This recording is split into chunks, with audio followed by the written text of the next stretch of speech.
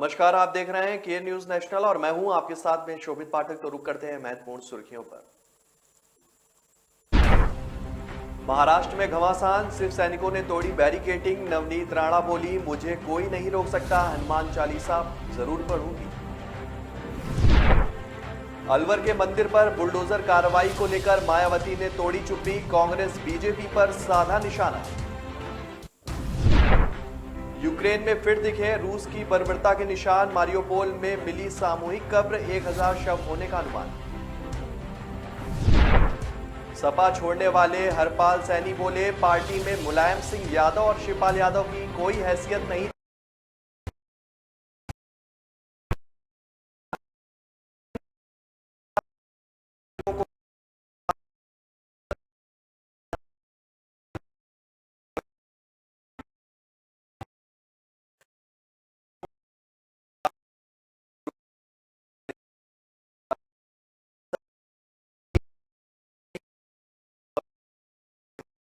तक पहुंच गई है।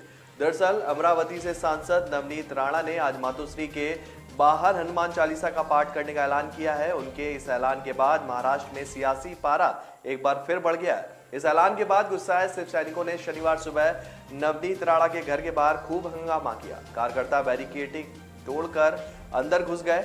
वहीं इस हंगामे के बाद नवनीत राणा का कहना है कि मैं नीचे भी जाऊंगी और गेट के बाहर भी जाऊंगी, मुझे कोई भी नहीं रोक सकता। अगर मुझ पर कोई हमला होता है तो उसकी जिम्मेदारी सीएम की होगी। इस ऐलान के बाद सांसद नवनीत राणा को मुंबई पुलिस ने एक नोटिस भी भेजा। इस नोटिस में सीएम उद्धव ठाकरे के घर के बाहर हनुमान चालीसा के पाठ से मनाही की गई है। मुंबई पुलिस ने यह साफ किया है कि अगर रवि राणा या नवनीत राणा अपने घर से बाहर निकलने की कोशिश करेंगे तो उन्हें बाहर नहीं जाने दिया जाएगा। अगर उन्होंने जोर जबरदस्ती की तो पुलिस कार्रवाई करेगी। आपको बता दें कि नवनीत राणा ने आज सुबह 9 बजे मातोश्री के बाहर हनुमान चालीसा का पाठ करने का आह्वान किया था, जिसके बाद से लगातार हंगामा चल रहा है। देश के अलग अलग राज्यों में बुलडोजर कार्रवाई को लेकर उत्तर प्रदेश की पूर्व मुख्यमंत्री मायावती ने बयान दिया है। उन्होंने कहा है कि राजस्थान के कांग्रेसी राज अलवर में भी अतिक्रमण की आड़ में मंदिर तोड़ना, तो कहीं बीजेपी शासित राज्य में दूसरे धर्म के स्थलों को नुकसान पहुंचाना व गरीबों के आशियाने उजाड़ना आदि, यह सब घिनौनी राजनीति तय करता है, जबकि इससे हमारा संविधान कमजोर होगा। यह सब तुरंत बंद होना चाहिए। आपको बता दें कि उत्तर प्रदेश से लेकर मध्य प्रदेश तक शासन प्रशासन द्वारा कभी अवैध अतिक्रमण तो कभी अपराधियों पर कार्रवाई के लिए बुलडोजर द्वारा कार्रवाई की जा रही है।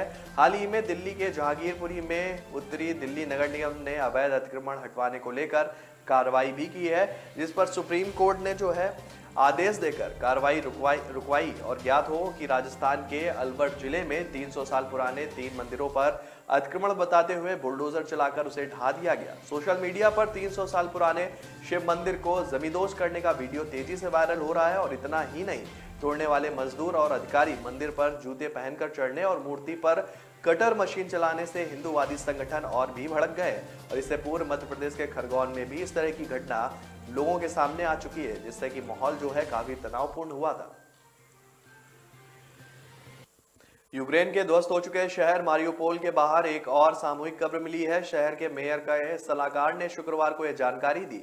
शहर की परिषद ने प्लेटनेट लैब्स द्वारा उपग्रह से ली गई एक तस्वीर पोस्ट की है, जिसमें सामूहिक कब्र बताया जा रहा है कि 45 मीटर लंबे और 25 मीटर चौड़ी इस कब्र में मैरियोपोल के कम से कम 1000 निवासियों के शव हो सकते हैं। यह भी बताया गया कि सामूहिक कब्र जो है गांव के बाहर देखी गई है, जो मारियोपोल के पूर्व में पड़ता है। इससे पहले उपग्रह तस्वीरें उपलब्ध कराने वाली कंपनी मैक्सार टेक्नोलॉजीज द्वारा दी गई तस्वीरों में मारियोपोल के पश्चिमी में मनहुस शहर में सामूहिक रूप से 200 से अधिक कब्रें दिखाई गई थी।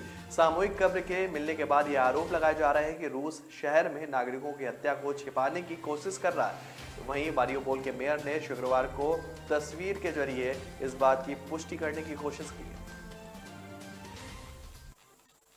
उत्तर प्रदेश में 2022 विधानसभा चुनाव में पहले स्वामी प्रसाद मौर्य के साथ बीजेपी को अलविदा कहकर पूर्व एमएलसी और स्वामी प्रसाद मौर्य के बेहद करीबी हरपाल सैनी साइकिल पर सवार हुए थे, लेकिन अब सैनी ने समाजवादी पार्टी को भी दुखी मन से अलविदा कह दिया। दरअसल उन्होंने अखिलेश यादव को अहंकारी बताया और खूब तंज कसते हुए कहा कि सपा में जाने का उनका निर्णय गलत था। पार्टी में उनके कद के हिसाब से किया गया वादा नहीं निभाया गया। अपने शास्त्री नगर आवास पर प्रेस कॉन्फ्रेंस के दौरान उन्होंने कहा कि सरधना विधानसभा सीट से सपा उम्मीदवार अतुल प्रधान 2 बार चुनाव हारे, लेकिन इस बार भी उन्हें जितवा दिया और विधायक बनवा दिया, लेकिन अतुल प्रधान ने धन्यवाद भी नहीं किया। हरपाल सैनी ने कहा कि पार्टी में जब मुलायम सिंह और शिवपाल की हैसियत नहीं है तो उस पार्टी में मेरी हैसियत क्या होगी, क्योंकि सपा में ना नियत है, ना नीति है और ना ही संगठन है। उन्होंने मायावती पर भी खूब हमला बोला और कहा कि मायावती को पैसों की भूख ना होती तो बहुत ऊपर होती। आपको बता दें कि प्रेस कॉन्फ्रेंस के दौरान हरपाल सैनी काफी दुखी नजर आए। राजस्थान सरकार के द्वारा 300 वर्ष से ज्यादा प्राचीन मंदिरों को गिराए जाने के बाद अयोध्या के संत समाज काफी नाराज है। संतों ने कांग्रेस सरकार को आड़े हाथों लेते हुए भगवान विरोधी और सनातन धर्म का विरोध करने वाली सरकार तक बताया।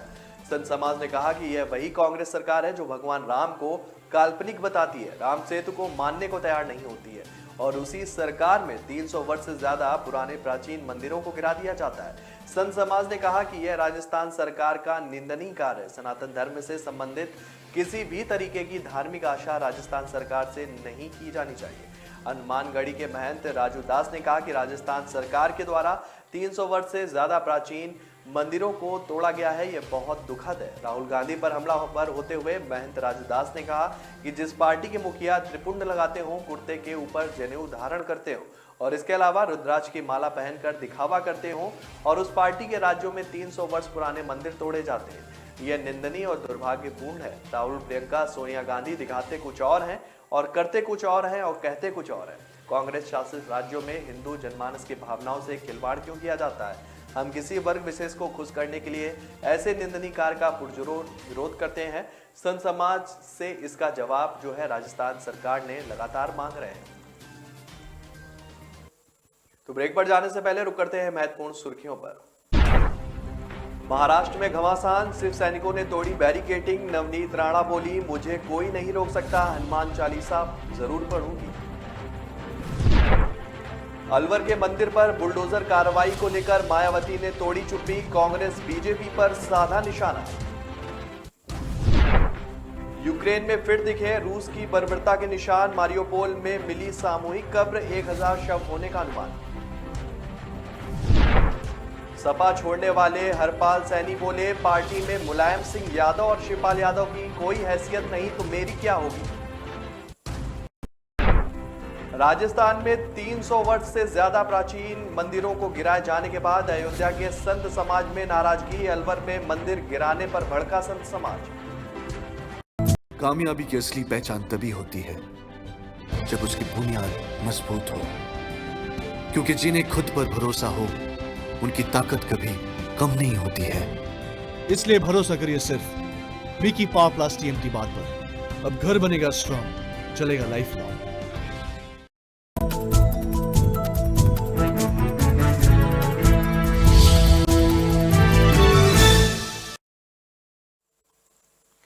ब्रेक के बाद फिर स्वागत है आपका। रुक करते हैं आगे की खबरों पर। उत्तराखंड में सरकार बनने के बाद पहली बार बड़े पैमाने पर तबादला किया गया है। सरकार ने 7 आईएएस और 3 जिलों के डीएम बदल दिए हैं और इस फैसले के बाद नैनीताल के डीएम धीराज गर्ब्याल का कद बढ़ा दिया गया है। नैनीताल के डीएम रहे धीराज को अब कुमाऊं मंडल विकास निगम का एमडी बना दिया गया है। वहीं मनोज गोयल को देहरादून का नगर आयुक्त बना दिया गया है। यह आदेश कार्मिक सचिव शैलेश बगौली ने जारी किए हैं। उत्तराखंड में शासन ने 7 आईएएस और 2 पीसीएस अफसरों के तबादले किए हैं। इसमें 3 जिलों के डीएम भी बदले गए। नैनीताल में डीएम धीराज का कद बढ़ाते हुए उनको केएमवीएन के एमडी का जिम्मा सौंपा गया है। वहीं मनोज गोयल को देहरादून का नगर आयुक्त बनाया गया है। इसके अलावा उत्तरकाशी के डीएम मयूर दीक्षित को रुद्रप्रयाग का डीएम, अभिषेक रुहेला को देहरादून के नगर आयुक्त से उत्तरकाशी का डीएम बनाया गया है, जबकि अपर सचिव रंजना को परिवहन निगम के एमडी पद पर तैनात किया गया है। अपर सचिव रंजना को परिवहन निगम से हटाकर राज्य के उत्तराखंड शहरी क्षेत्र विकास एजेंसी की पीडी की जिम्मेदारी सौंपी गई है। इसके अलावा विनीत तोमर को चंपावत के डीएम से हटाकर परिवहन निगम की नई जिम्मेदारी सौंपी गई है। उनको अब परिवहन का नया एमडी बनाया गया है। वहीं पीसीएस अफसरों में हेमंत कुमार और वर्मा को चमोली के एडीएम पद पर से हटा दिया गया है। हेमंत कुमार वर्मा को अब चंपावत के नए एडीएम की जिम्मेदारी सौंपी गई है।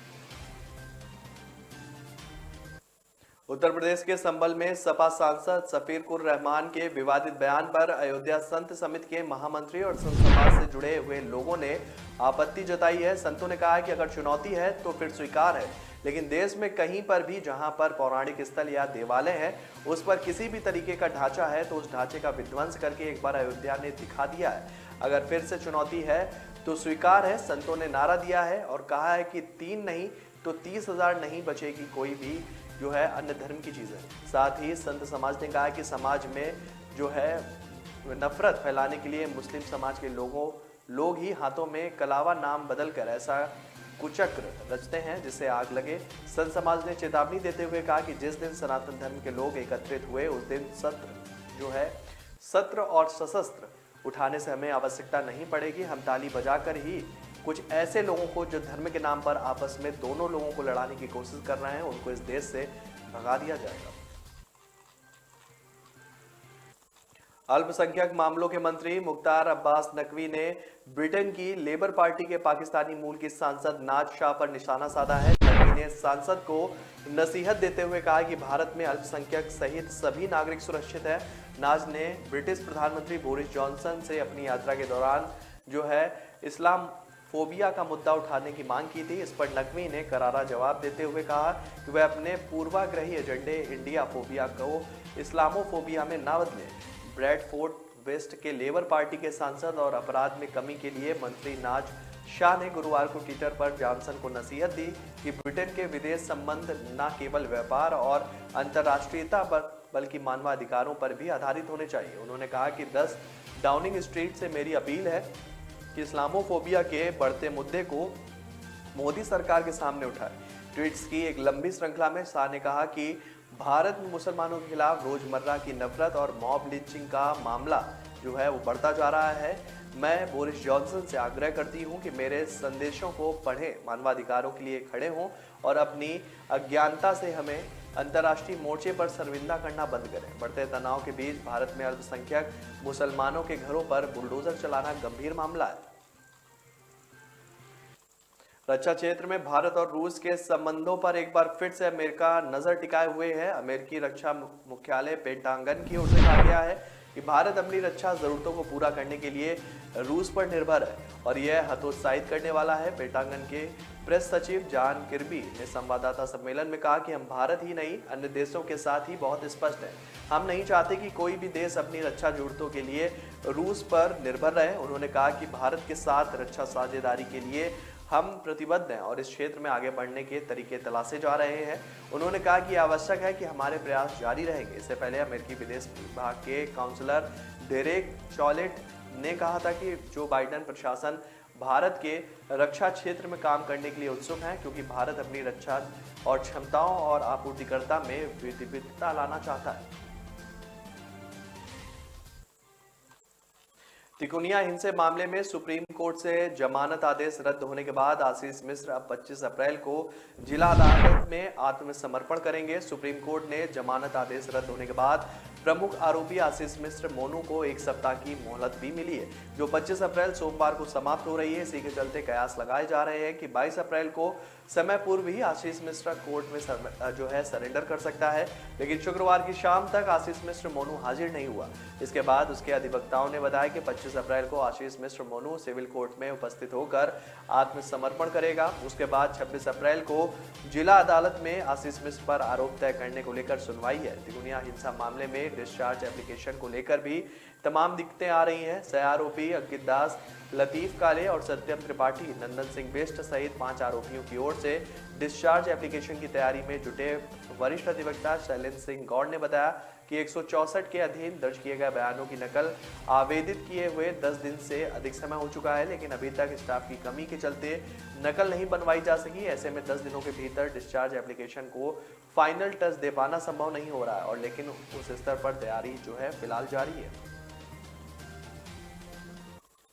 तो ब्रेक पर जाने से पहले रुक करते हैं महत्वपूर्ण सुर्खियों पर। महाराष्ट्र में घमासान, शिव सैनिकों ने तोड़ी बैरिकेडिंग। नवनीत राणा बोली, मुझे कोई नहीं रोक सकता, हनुमान चालीसा जरूर पढ़ूंगी। अलवर के मंदिर पर बुलडोजर कार्रवाई को लेकर मायावती ने तोड़ी चुप्पी, कांग्रेस बीजेपी पर साधा निशाना। यूक्रेन में फिर दिखे रूस की बर्बरता के निशान, मारियोपोल में मिली सामूहिक कब्र, 1000 शव होने का अनुमान। सैनी बोले, पार्टी में मुलायम सिंह यादव और शिवपाल यादव की कोई हैसियत नहीं तो मेरी क्या होगी। राजस्थान में 300 वर्ष से ज्यादा प्राचीन मंदिरों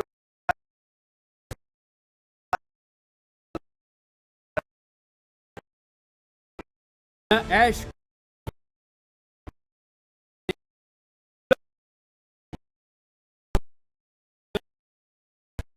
प्रशासन के प्रश्नों को लेकर होगा दंगल देश का। शिक्षा, स्वास्थ्य, समाज, कानून और व्यवस्था के आज क्या है हालात। सोमवार से शुक्रवार रोज रात 8 बजे जलपा क्षत्रिय के साथ दंगल देश का। ब्रेक के बाद फिर स्वागत है आपका। रुक करते हैं आगे की खबरों पर। पंजाब कांग्रेस प्रधान का पदभार संभालते ही अमरिंदर सिंह राजा वड़िंग के खिलाफ चंडीगढ़ नगर निगम ने बिना अनुमति होर्डिंग्स और पोस्टर लगाने पर नोटिस जारी कर 29,500 का जुर्माना लगाया है। चंडीगढ़ के सेक्टर 15 स्थित कांग्रेस भवन में शुक्रवार को पंजाब के नवनियुक्त प्रदेश अध्यक्ष वड़िंग का शपथ ग्रहण समारोह था और उनके स्वागत के लिए नियमों को दरकिनार कर पेड़ों व पोस्टर व बैनर लगा दिए गए। आयुक्त अनिंद्रा मित्रा ने निर्देश पर निगम ने तत्काल सभी पोस्टरों को जब्त कर लिया है और इससे पहले पूर्व मुख्यमंत्री चरणजीत सिंह चन्नी के शपथ ग्रहण समारोह में भी ऐसा हुआ था, लेकिन निगम कोई कार्रवाई नहीं कर सका था। नगर निगम पर नेता हमेशा हावी रहते हैं और अधिकारी इस मामले में अपना बचाव करते हुए दिखते हैं। कहा जाता है कि अगर शहर में आम आदमी अपना छोटा सा विज्ञापन कर ले तो निगम नोटिस से लेकर जुर्माना तक लगा देता है, लेकिन नेताओं के मामले में चुप्पी साधता है। उधर कांग्रेस भवन के बाहर पेड़ों पर वड़िंग के होर्डिंग्स और पोस्टर लगाने की निगम से अनुमति नहीं ली गई थी। शहर में पेड़ों व प्रचार प्रसार करना कानूनन अपराध है और इसकी जानकारी मिलने पर अतिरिक्त आयुक्त रूपेश कुमार की टीम ने सभी होर्डिंग्स, पोस्टर और बैनर जब्त कर लिए हैं और उसके बाद निगम ने नोटिस जारी कर जुर्माना लगा दिया। चुनाव रणनीतिकार प्रशांत किशोर द्वारा सुझाई गई रणनीति पर काम करने के लिए अध्यक्ष सोनिया गांधी द्वारा गठित कांग्रेस पैनल ने अपनी रिपोर्ट जो है उनको सौंप दी है। पैनल के 2 सदस्य केसी वेणुगोपाल और प्रियंका गांधी वाड्रा ने सोनिया गांधी से उनके आवास पर मुलाकात की और उन्हें रिपोर्ट सौंपी। पैनल के एक कांग्रेस नेता के अनुसार समिति ने किशोरों के प्रस्तावों को विस्तार से देखा और अपनी रिपोर्ट सोनिया गांधी को सौंपी है। नेता ने बताया कि अब सोनिया गांधी जो है पार्टी में प्रशांत किशोर की भूमिका पर फैसला करेंगी। प्रियंका गांधी वाड्रा, केसी वेणुगोपाल, रणदीप सुरजेवाला, पी चिदम्बरम, अंबिका सोनी, जयराम रमेश, मुकुल वासनिक वाले समूह ने किशोर के सुझाव पर एक विस्तृत रिपोर्ट में अपनी राय प्रस्तुत की है। सूत्रों के मुताबिक ज्यादातर सुझाव जो है व्यवहारिक और उपयोगी पाए गए हैं। जहां तक प्रशांत किशोर की भूमिका का सवाल है तो सोनिया गांधी इस पर अंतिम फैसला लेंगी। सूत्रों ने यह भी बताया कि पार्टी के वरिष्ठ नेता किशोर और पार्टी में उनकी भूमिका के बारे में अलग अलग विचार भी रखते हैं। देश के कई राज्यों में मार्च मध्य से जारी गर्मी का कहर जो है वो बढ़ता जा रहा है और इस बीच जो है बिजली संकट राज्यों में पैदा हो गया है। इस कारण 7 घंटों में बिजली कटौती करने पर जो है राज्य मजबूर हो गए हैं। हर साल गर्मी के सीजन में देश में बिजली की मांग चरम पर होती है, लेकिन कोयले की कमी के कारण कई राज्यों में संकट गहरा गया। आधिकारिक सूत्रों के अनुसार पंजाब, हरियाणा, उत्तर प्रदेश, राजस्थान, आंध्र प्रदेश, गोवा व कर्नाटक के मध्य मार्च में से ही गर्मी बढ़ गई है। इस कारण इन राज्यों में बिजली की मांग एकदम से बढ़ गई है। ऐसे में इन राज्यों को उद्योग व कृषि क्षेत्र के लिए बिजली आपूर्ति का कार्यक्रम नए सिरे से निर्धारित करना पड़ा है। इन्हें कई घंटों की कटौती के दौर से भी गुजरना पड़ रहा है। माना जा रहा है कि अगले कुछ दिनों में देश के कुछ राज्यों को गंभीर बिजली संकट का सामना करना पड़ेगा। देश में अप्रैल के पहले पखवाड़े में बिजली की मांग पिछले 38 सालों के उच्च स्तर पर पहुंच गई और इसी बीच यूक्रेन संकट के कारण आयातित कोयले की आपूर्ति पर असर पड़ने लगा। यही कारण है कि देश के ताप बिजली घरों में कोयला का स्टॉक तेजी से घटने लगा। देश में कोरोना एक बार फिर से पैर पसारने लगा है। बढ़ते संक्रमण ने आम लोगों के साथ सरकार की भी चिंता को बढ़ा दिया है। वहीं कई राज्यों में एक बार फिर से मास्क को अनिवार्य कर दिया गया है। स्वास्थ्य मंत्रालय द्वारा शनिवार के आंकड़े के अनुसार बीते 24 घंटे में कोरोना के 2527 मामले सामने आए हैं, जिसने की लोगों की चिंता बढ़ा दी और इस दौरान 33 लोगों की मौत भी हुई। हालांकि 1656 लोग डिस्चार्ज भी हुए। देश में सक्रिय मरीज की संख्या भी बढ़कर 15,079 हो गई है, जो कि चिंता की बात है। महामारी की शुरुआत को लेकर अब तक कुल 5,22,149 लोगों की मौतें हो चुकी हैं। वहीं इस दौरान 4,25,17,724 लोग ठीक भी हुए हैं। आपको बता दें कि शुक्रवार को स्वास्थ्य मंत्रालय द्वारा जारी आंकड़ों में बीते 24 घंटे में 2,451 नए संक्रमित मिले थे और 54 लोगों की इस दौरान मौत हो गई थी। धार्मिक स्थलों पर लाउडस्पीकर को लेकर हो रहे विवाद के बीच उत्तर प्रदेश में सीएम योगी आदित्यनाथ ने सख्त निर्देश जारी किए हैं, जिसके तहत धार्मिक स्थलों और सार्वजनिक स्थलों पर सुप्रीम कोर्ट के मानक के अनुसार ही लाउडस्पीकर का प्रयोग किया जाएगा। सीएम योगी के इस आदेश का असर अब दिखने भी लगा है। आजमगढ़ में पुलिस अधीक्षक अनुराग आर्य ने बताया कि शासन के निर्देश का पालन कराया जा रहा है। यह सुनिश्चित किया जा रहा है कि धार्मिक स्थलों पर लगे लाउडस्पीकर की आवाज तय नियमों के अनुसार ही हो, उससे ज्यादा ना हो। पुलिस अधीक्षक ने बताया कि धार्मिक स्थलों पर जो लाउडस्पीकर लगे हैं उनका साउंड और वॉल्यूम जो है कंट्रोल कर तय मानकों के अनुरूप ही उसका इस्तेमाल किया जाएगा। सार्वजनिक स्थलों और चौराहों पर बिना अनुमति के लाउडस्पीकर लगाने की इजाजत नहीं दी गई है। इसके साथ ही लाउडस्पीकर का मानक के अनुरूप शक्ति से पालन कराने के लिए जिलाधिकारी विशाल भारद्वाज और पुलिस अधीक्षक अनुराग आर्य ने धर्मगुरुओं के साथ बैठक भी की। तो फिलहाल इस बुलेटिन में मेरे साथ इतना ही। आगे की खबरों के लिए बने रहिए के न्यूज नेशनल के साथ। तब तक के लिए नमस्कार। महाराष्ट्र में घमासान, शिव सैनिकों ने तोड़ी बैरिकेडिंग। नवनीत राणा बोली, मुझे कोई नहीं रोक सकता, हनुमान चालीसा जरूर पढ़ूंगी। अलवर के मंदिर पर बुलडोजर कार्रवाई को लेकर मायावती ने तोड़ी चुप्पी। कांग्रेस बीजेपी पर साधा निशाना।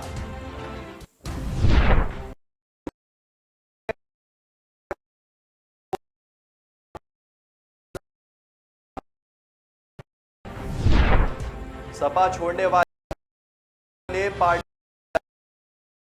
की कोई हैसियत नहीं तो मेरी क्या होगी। राजस्थान में 300 वर्ष से ज्यादा प्राचीन मंदिरों को